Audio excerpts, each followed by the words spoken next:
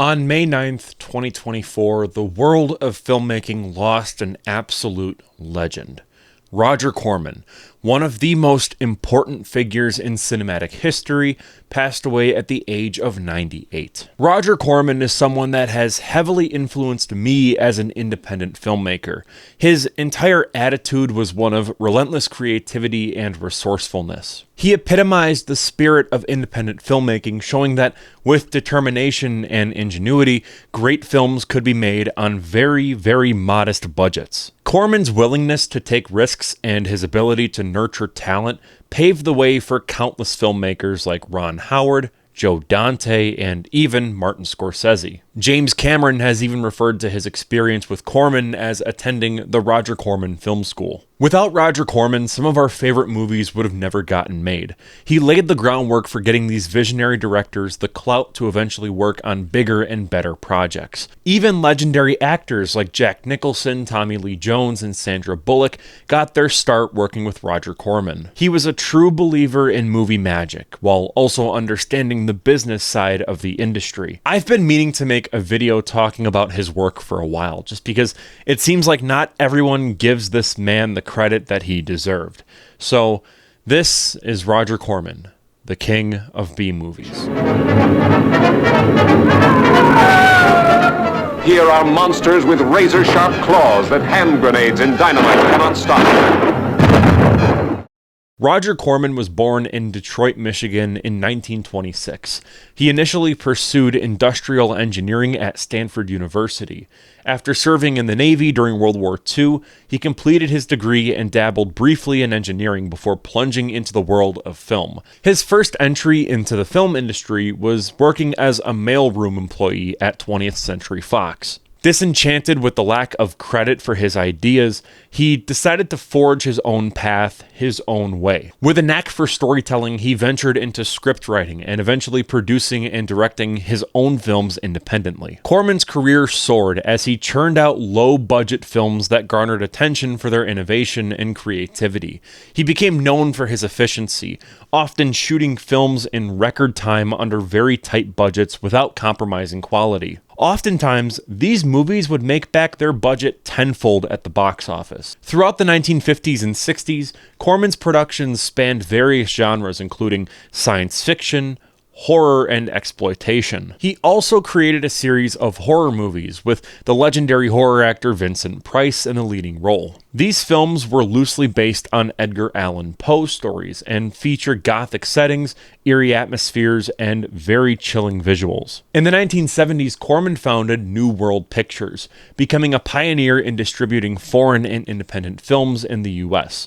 He continued to produce a wide range of movies from biker films to art house classics, establishing himself as a force in the industry. Over 10 years, New World Pictures won more Oscars for Best Foreign Film than all other studios together. With his production companies like Millennium Films and New Horizons, Corman continued to produce films well into the 1990s. Arguably, his most memorable film from the 90s is one that was never actually released. In 1992, Roger Corman started work on a film version of The Fantastic Four with a tight budget of $1 million. He acted as an executive producer, and filming started later that year, lasting about 3 weeks. The crew, including the costume designers, the makeup artists, all aimed to stay faithful to the original comic books. They even consulted with fans at a comic book store for accuracy. Despite financial constraints, the composers even personally funded a full orchestra for the soundtrack out of their own pockets. Plans for marketing and eventual release were in motion, with trailers appearing in theaters and events planned for promotion. However, the premiere was abruptly canceled and the actors were ordered to stop promoting the film. The studio seized the film negatives, sparking rumors that the movie was actually never meant for release, but rather just to retain the rights to the characters. And this turned out to be true, as confirmed by Stan Lee. Despite never officially hitting theaters, bootleg copies of the film have circulated, with versions being widely available here on YouTube. Over the course of his career, Corman directed 55 films and produced 385 movies. This is a guy who loved filmmaking. In honor of his lengthy and wildly impressive career, I wanted to spotlight some of my absolute favorite Roger Corman movies. These are personal favorites, so if your favorite isn't on here, I don't blame you. There's like 385 to choose from. But regardless, these are films that he either directed or produced himself. I'll make sure to clarify which one when I talk about each project. First up is Creature from the Haunted Sea, released in 1961. This is a comedy horror film. It's directed by Roger Corman, and the film is a low-budget B-movie that parodies both horror and spy genres. The film is infamous for its poor production value, awkward pacing, and amateur acting, but it's just so much fun. The film is set during the Cuban Revolution, where an American criminal named Renzo hatches a plan to steal Cuba's treasure with the help of his gang and a fake sea monster. However, his plan goes awry when a real sea monster shows up, leading to a bunch of chaos and death and, well, hilarity ensues. The premise is just fantastic. It's ridiculous, and I just love it. The film plays up the absurdity of the situation, and the over-the-top performances just add to the comedic aspects of the movie. At the end of the day, it's a fun parody of the spy genre with a neat horror twist. Carnosaur was released in 1993 as a mockbuster of sorts, aping off of Jurassic Park's success. This one was directed by Adam Simon and produced by Roger Corman. The poster for Carnosaur has always caught my eye.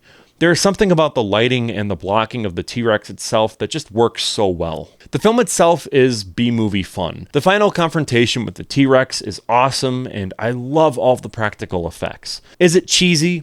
Sure, but I wouldn't have it any other way.